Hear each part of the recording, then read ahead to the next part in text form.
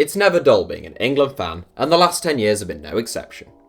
Back in 2009, England's so-called golden generation were just starting to wane. Gary Neville and Michael Owen had already played their last games for England, David Beckham was 2 years into his Major League Soccer adventure, and Paul Scholes was long gone.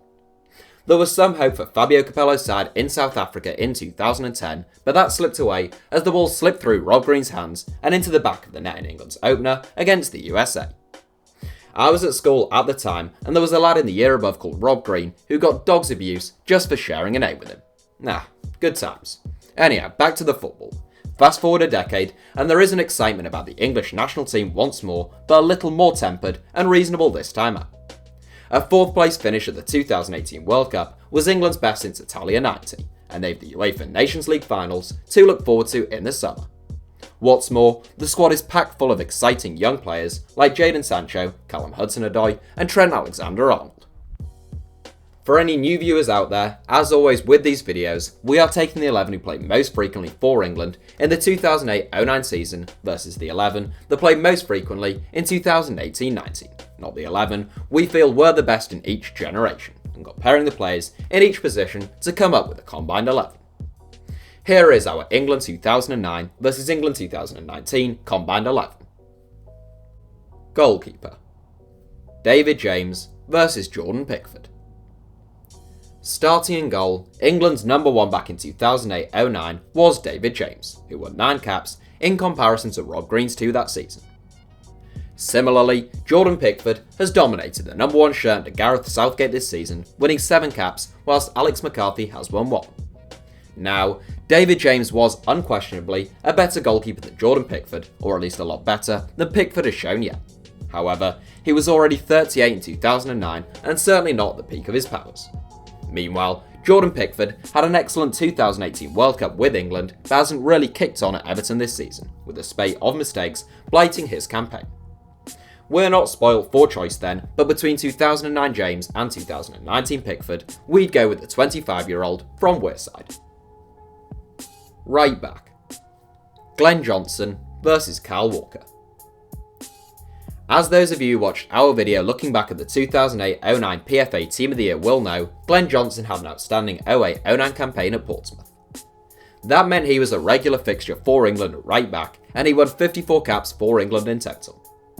Kyle Walker will most likely trump that in the next 12 months, currently with 46 England caps to his name at the age of 28.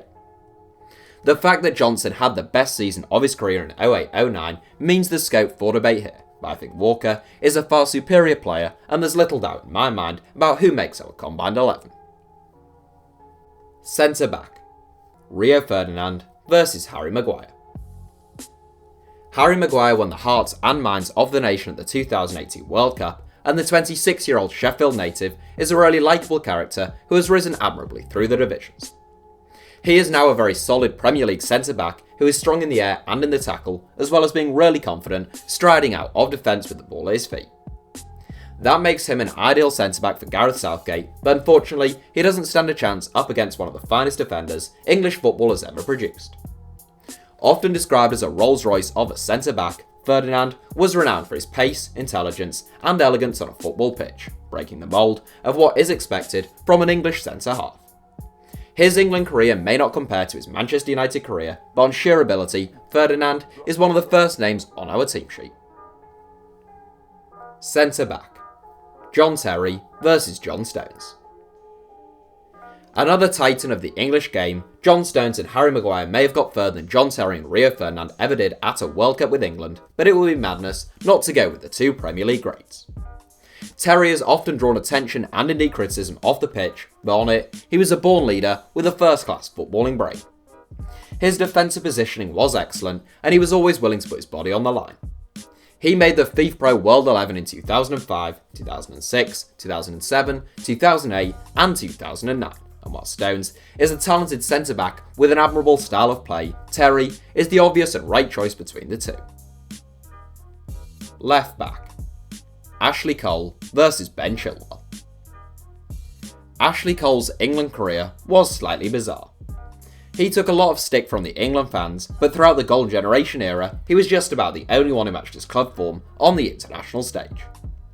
Having won 107 caps, Cole is England's most capped fullback ever, and quite possibly the finest left back in England history. Up against him is Leicester City youngster Ben Chilwell, who did an excellent job both breaking into the England setup and since he got there.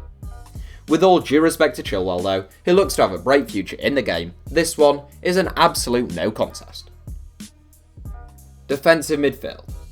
Gareth Barry versus Eric Dier.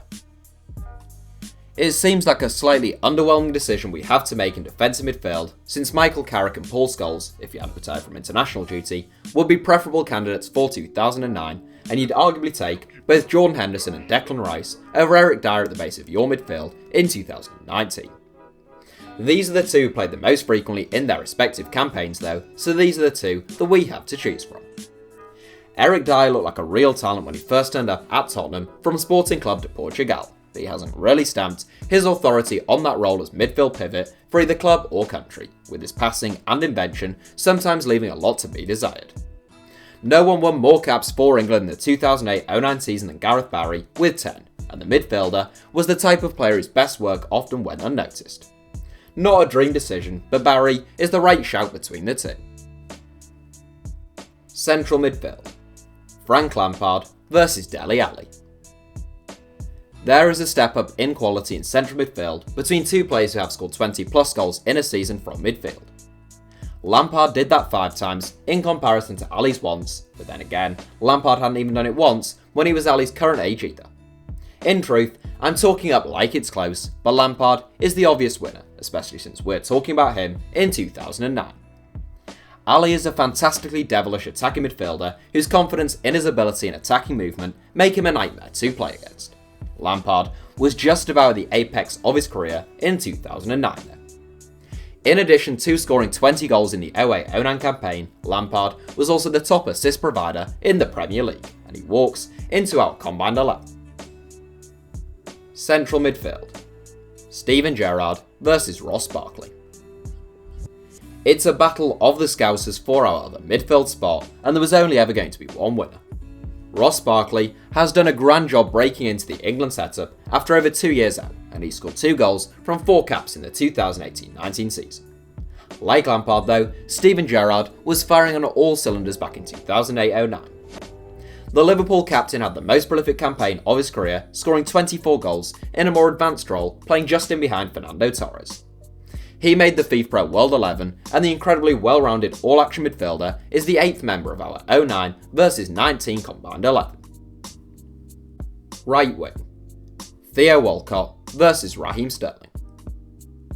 As easy a decision as Cole versus Chilwell or Gerrard versus Barkley, that's a mark of how well Raheem Sterling is playing right now.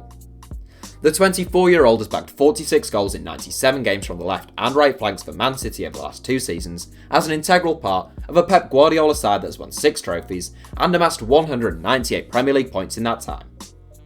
He is, in many respects, the player it was hoped Theo Walcott would one day become. Walcott has still had a very good career, and 108 goals in 397 games for Arsenal is not to be sniffed at. Sterling is arguably already a world-class footballer though, and if he continues to improve under Guardiola, he could be frighteningly good over these next couple of seasons. Left wing. Stuart Downing versus Marcus Rashford. To be honest, I wish I could have Jadon Sancho on the right wing and Raheem Sterling on the left wing, but as Mick Jagger says, you can't always get what you want. As a result, I'm left with a decision between Stuart Downing and Marcus Rashford. Downing was an intelligent wide player with a good left foot, but he's probably a little fortunate to win 35 caps for England. Marcus Rashford may have won more than that by the end of 2019, currently on 31 caps at the age of 21. He scored 6 goals from those 31 caps, and Gareth Southgate is clearly a big fan. Rashford is yet to have a consistent top draw season like Sancho or Sterling, but he is a talent, and I'd take him over Downing on the left flank. Centre forward. Wayne Rooney versus Harry Kane. By far and away the hardest decision in this entire 11, and one I really don't want to have to make, is between a 2009 Wayne Rooney and a 2019 Harry Kane. In the 2008-09 season, Rooney scored 20 goals in 49 games, selflessly putting in a lot of the hard yards for Cristiano Ronaldo and Carlos Tevez at Manchester United. For England, He scored 10 goals from 9 caps that season, and he bagged 34 goals for United the following season. Kane has had 1 or 2 injury struggles this season, dropping from his incredible 41 goal haul last season to a still mightily impressive 24 from 39 this season, in addition to 3 from 6 for England. Rooney was the better all-round footballer, smarter, more inventive, and brilliant at harrying defenders and chasing the ball down. Kane has benefited from far less expectations in an England shirt. He is more of a pure number 9, and he seems totally unmoved by missed chances or poor form, making him a constant threat. It's a horrible decision to have to make, and I almost just picked a name out of the hat, but in the end, I'm going to go with Wayne Rooney. The team, including manager and substitutes. Now, in charge of our Combine 11, we obviously have the choice of Fabio Capello and Gareth Southgate. That's probably the most unusual duo we've ever had in one of these videos, since Capello is, and indeed was, a wildly successful and experienced manager with a proven track record in the game. Southgate, meanwhile, has only really got relegation at Middlesbrough and youth team football with England under his managerial belt.